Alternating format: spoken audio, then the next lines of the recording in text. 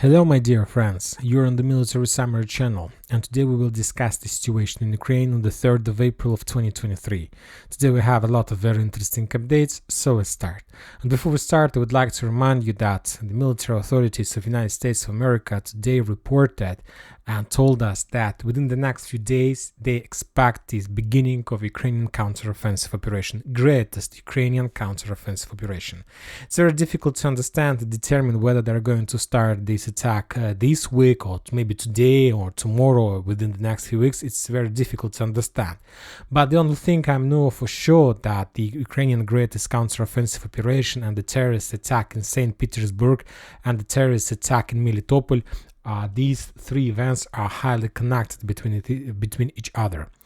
As we discussed yesterday, as a result of terrorist attack in St. Petersburg, world military correspondent was killed in this town. This is a very famous blogger, and lots of people knew him. He had a lot of subscribers, and he was able, using his power, using his authority, to change some situation on the ground. He was very respectful among the Russians, and he was killed by the attack of a woman. And the Russians are saying that today, at least today, they recognize that operation as a terrorist attack. To be more precise, the Russian counter-terrorist office recognized this attack as a terrorist attack. Furthermore, this is the first time since the beginning of the special military operation when the Russian counter-terrorist office was included into the game. They started activity. With the Ukrainians, since the beginning of the special operation, did a lot of attacks. They killed women, if you remember, like another blogger, Dugin, in Moscow. They killed lots of people all over the territory that is under Russian control, in Melitopol, in Kherson, in Kupiansk, and so on. But all those events were discovered and recognized by the Russians as the crime, as a criminal stuff, not like terrorist stuff. So this is the first case.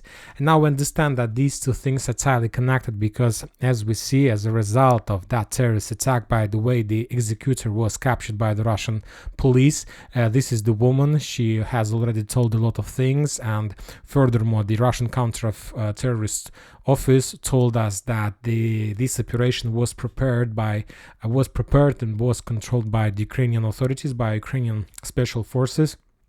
Also, Russian opposition was involved in that operation and so on, but this is not the most important. The thing is that when talking about the greatest offensive Ukrainian operation on the south and that explosion, we understand that the Ukrainians have some target, have some goal to do this, and they were trying to solve as much as possible issues during that attack. The first one was that, as we know, that Ukrainians are stepping back and retreating from Bakhmut. Now, yesterday we saw a video when the head of Wagner's Prigozhin put the Russian flag in the central part of Bakhmut. This is his icon, right above the town hall in the central part of Bakhmut. Now, as you can see, the Russians have already passed by the stadium in the central part. They have already almost passed by the stadium on the south. So we understand that Ukrainians these days are trying to move their forces in direction of the railroad and to accumulate their forces along the railroad and inside the railroad station. You may ask why the Russians are so slow, and if the Russians are so successful, why they're not so fast, why they can't take control. The thing is that I believe you heard a lot of videos and photo confirmations, and that Ukrainians, while stepping back, they took a decision to mine every single building. So the Russians understand that if they start clearing operation and if they enter with the stormtroopers squad into this or that building, and if Ukrainians understand that there are a lot of Russians, they will destroy the building and they will bury under the ruins this squad. So the Russians are very slow. They don't want to have unnecessary losses. They want to be careful, so that's why they're so slow. If the Ukrainians didn't mine every single building, believe me, the Russians would already cross the railroad and would start their offensive operation in the western side of Bakhmut. So this is the first thing, this is the first benefit that Ukrainians got as a result of terrorist attack that took place yesterday. They wanted to change their focus and now all media all over the world completely focused on that attack, the Russians the most important than the Ukrainians, and meanwhile the Ukrainians moved their force from the central Bakhmut. But this is not the most important thing. You know that sometimes when we are making some kind of decisions, we are making, well, not just the Ukrainians and the Russians. First of all, when we take some decision, and if we have experience in this or that, we are trying to speculate or trying to make a plan according to the previous experience we had. What does it mean when talking about special military operation? For example, when there was Dugina killed in Moscow, and when the Ukrainians made lots of attacks on the Russia took a decision to start using their missiles against the energy infrastructure and facilities of Ukraine. And starting from September, the Russians were attacking Ukraine heavily with the missiles. So this is the second benefit that Ukrainians want to achieve during these days. You know that Russia have lots of different types of weapon, a lot of different types of missile that they use all over the entire Ukraine or territory of Ukraine. The most famous is rocket calibers and the Kinzhal, Jagger, and so on. And you know what? That, for example, if we take a look at Russia, the Russians are not able to attack, let's say, Ukraine using caliber, for example, from the town by the name of Elista. It's just random time that they took on this map. They are not able to attack Ukraine from, let's say, Ulyanovsk or something like this. I'm trying to say that there are not much places where the Russians are able to deploy the missile carriers. And there are a few places, for example, Sevastopol in Crimea. This is the first area where the Russians are able to deploy their missile carriers. Another one is the area of, there is a small town, this one, Saratov, near Saratov, there is the airport Engels. Another missile carriers are deployed in Belarus. Some air carriers located somewhere between Moscow and Ukraine. So there are not much airports and places where the Russians are able to deploy their missile carriers. And we understand that Ukrainians and the Western countries are not so stupid. I believe that they have established 24 hours control, satellite control over these areas. And this situation gives them a possibility to calculate the Russian missiles. Believe me, the Ukrainians do have, maybe they don't know the number of missiles that the Russians are able to produce every single day. I don't think so, but I believe that Ukrainians do have possibilities to calculate the number of missiles on this or that place that the Russians chose as an area for missile deployment or missile carriers deployment. So they know exactly. The Ukrainians know exactly how many rockets Crimea has currently, how many rockets the Russians have already, let's say, deployed and moved to the, let's say, this Saratovska Oblast, to the Engels airport, how many rockets we can find in the Belarus, on the territory of Belarus. The Ukrainians know every single, because they have satellites and they can control this. And that terrorist attack in St. Petersburg, one of the goals of that attack was to force the Russians to start their, let's call it, the action of revenge. We know that during the previous year and during the previous days, the Russians made few acts of revenge, and that means that the Russians were using missiles and Kaliber and Kinzhal were attacking the Ukrainian facilities and headquarters all over the Ukraine. One of the example, if you remember, when the Ukrainians crossed the border in Berdyansk, they sent some kind of Russian Free Regiment in this area. As a result, few people, we discussed this situation many times. The Russians made another act of revenge, and as a result of that attack, they destroyed the headquarters of NATO officers. And as we discussed, according to the Western sources, up to 300 NATO officers were buried under the ruins of that headquarters, under the bunker. So that was an act of revenge where the Russians were forced to use their Kinzhal rockets, missiles. And now we understand that Western sources are saying that within the next few days they expect the beginning of the greatest Ukrainian counteroffensive operation. And of course, the best way to start this operation is to force the Russians before this operation to use their stocks of missiles.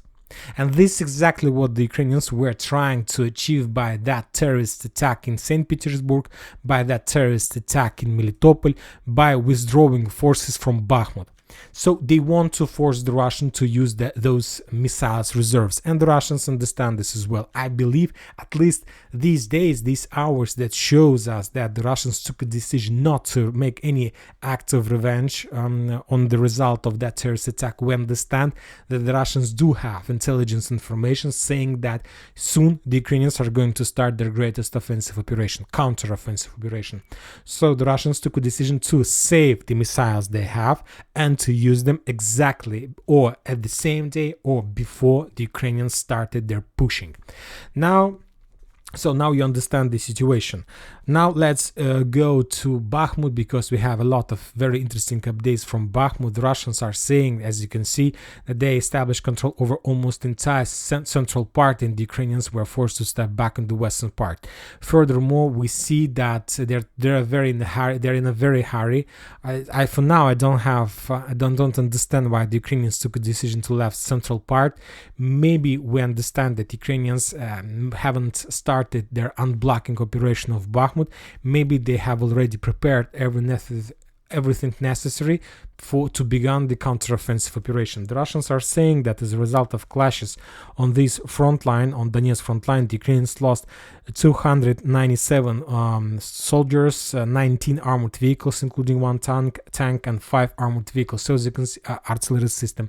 So as you can see, the losses are very heavy on this front line.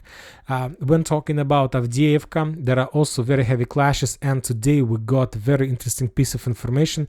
If you remember, we discussed, I told you many times, about some kind of group by the name of the Birds of Madyar. This is the Ukrainian officer on the ground. He was very famous for Solidar and so on, and today the Russian sources published the first video and photo confirmation that this officer was killed in the vicinity of Avdiivka. For now, this information is not confirmed, but the Russian sources are saying that he has his own Telegram channel, and that this officer on the ground stopped publishing his videos from the 1st of April. So maybe there is a very high chance that he was killed. And if you don't know who I'm talking about, Madyar is the person who he has his own drone attack squad or something like this, and he was, let's say, the first confirmed Ukrainian officer who was using drones to drop chemical bombs. If you remember, a few months ago, there was a lot of videos showing how the Russians were suffering under attack of Ukrainian chemical bombs that were dropped by the drones, and Madyar is one of the person, because there are a lot of video when he was creating these drones and those bombs and so on. So maybe there is a confirmation that he was killed in the vicinity of Avdiivka. Also, the Russian sources are saying that for some reason, for some purposes, the Ukrainians managed to accumulate a very powerful fist in the vicinity of Achertsina, in this area. As we know, as we discussed a few days ago, that from the other side, the Russians managed to create their own powerful fist in the vicinity of Verkhnitaretska. So the Ukrainians are here, the Russians are here, and the Ukrainians are saying that they understand that they need to unblock Avdiivka, because there is a very critical situation, and this is not a very good sign to lose Bakhmut and almost at the same time to lose Avdiivka. So maybe the Ukrainians will try to make counter-offensive operation in direction of Krasnogorovka, because as we discussed many like at the beginning of the special operation, the Russians have already established control over this town, but the Ukrainians made a very effective counter-offensive operation and the Russians were forced to step back. Maybe now we are witnessing of the same process. The Ukrainians want to unblock Avdiivka from the north, but for now I believe that the Russians have already prepared.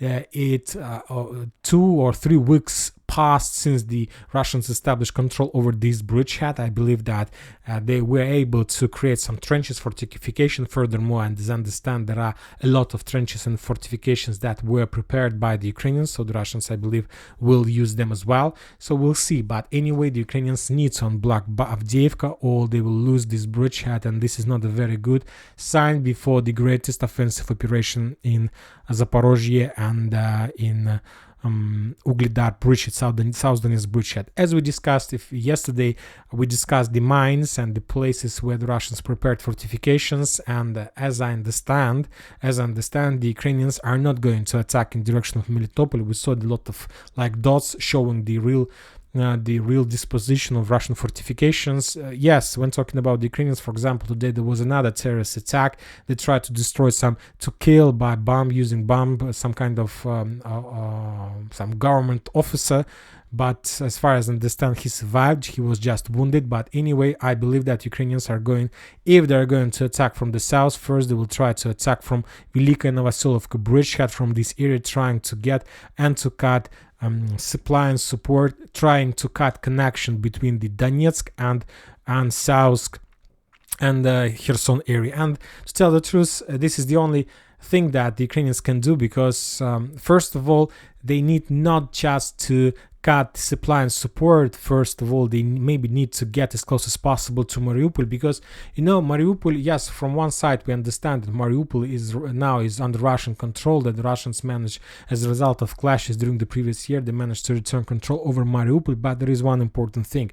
For example, maybe in January or somewhere in February, we got a piece of news that as a result of some kind of let's say clearing operation in Mariupol in Azovstal in December or in January, the Russians managed to capture another group of Azov officers and soldiers that were trying to hide in these underground facilities since the storming operation of Mariupol. So something tells me that there are a lot of spies, there are a lot of Ukrainian agents who are located in Mariupol, and they're waiting for their time when the Ukrainians are going to start. Furthermore, the most important thing, that if the Ukrainians are going to start in direction of the last fortified area, they will be able to get as close as possible to, let's say, Berdyansk and to the Azov Sea. And from this area, the Ukrainians are able to attack the bridge that connects Crimea and with the mainland. And they need to do this, for example, if they are able to, let's say, to cut the supply and support between Kherson area and Donetsk and to destroy the bridge. Of course, I like to say this, but we can start counting days before Crimea is going to fall. I understand that it's very highly unlikely this is going to happen, but this is the plan.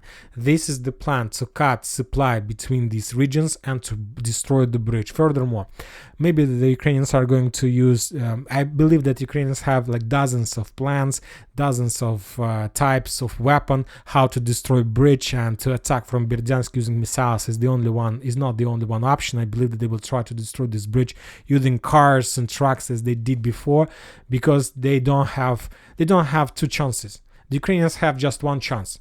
It's like get rich or die trying. So this is the only thing that Ukrainians have: get rich or die trying. So that's it. They can't make 3 or 5 counteroffensive operations. If they will be defeated, this is going to be collapse in the end of the entire story. And the Russians after that are able to push the Ukrainians and to take maybe even half of Ukraine.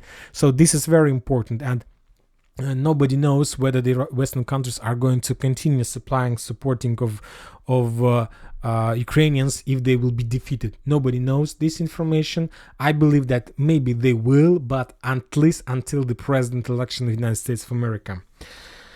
Furthermore, if we take a look at deployment map, we're going to see also a lot of very interesting updates. For example, on the south of Ukraine, there are 3 new icons appeared. This one, the 1st Battalion Ukrainian Volunteer Army, the 3rd Battalion Ukrainian Volunteer Army, and 8th Battalion Ukrainian Volunteer Army. So there are a lot of such battalions that appeared all over the front line. This is 5th Battalion and so on. What does it mean? This is some kind of anti-retreat forces. And as you can see, we see some kind of concentration of these anti-retreat forces exactly on the south of Ukraine. We know that Ukrainians has a lot of type of forces, territory defense, storm brigades, many other special forces. But one of the most important role plays the anti-retreat forces. And we see that the Ukrainians have already deployed these forces right in back of the main forces which according to the Ukrainians' plans are going to be a main attack phase during upcoming counter-offensive operation in the south of Ukraine. Now let's go further to the front lines, and the Russians are saying that when talking about South Donetsk area, as a result of clashes during the previous 24 hours, the Ukrainians lost 80 soldiers, 3 armored vehicles and 2 artillery systems. I'm talking about the area from let's say South Zaporozhye and the South Donetsk area. When talking about Kherson, there were very heavy artillery duels in this area. The Ukrainians lost 30 soldiers, 2 armored vehicles and 2 artillery systems. And the same situation situation on the Kupiansk and Liman front line. The Russians are saying that as a result of clashes in this area, the Ukrainians lost around 125 soldiers, 7 armored vehicles and 2 artillery systems, but without any changes on the ground. Furthermore, when talking about Liman, the Russians are saying that the Ukrainians lost just 50 soldiers. So Liman is changed their state. Now it's in complete defense state. The Russians took final or maybe complete operational pause.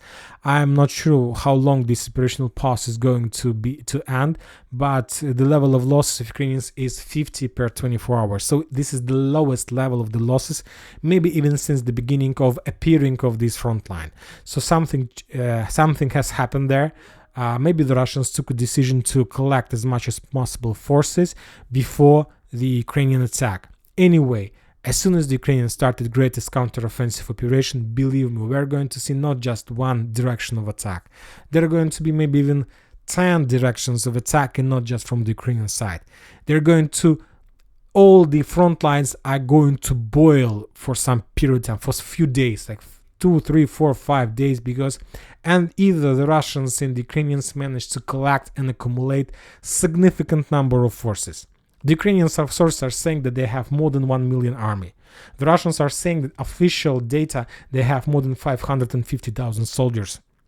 We know that the Russians have almost like every 2-3 soldiers have their personal tank, because they have a significant number of tanks, different types, starting from the old T-55 ending with T-19. The Ukrainians has less power, but anyway, both parties have accumulated significant number of forces. And the thing is that I believe that within this counter-offensive operation, we're going to see a lot of surprises. We're going to see a lot of types of weapon that both sides haven't used before. Maybe we are going to see some kind of massive drone attack from the Ukrainian side, because they were talking about that a lot. Maybe we are going to see significant usage of guided bombs and Russian air forces. Anyway, something big is going to happen. And the thing is that if the states are saying that in a day or in a week the Ukrainians are going to start counter-offensive operation, believe me, that means that they're going to say, I believe the United States when they say something about this, usually they're not lying. So we'll see when talking about the upcoming counter-offensive operation. And that's it for today. Military Summary channel reminds to condemn any violence in Ukraine. Thank you for watching. Subscribe to my channel, put your likes, join my Patreon, and have a good day. Bye bye.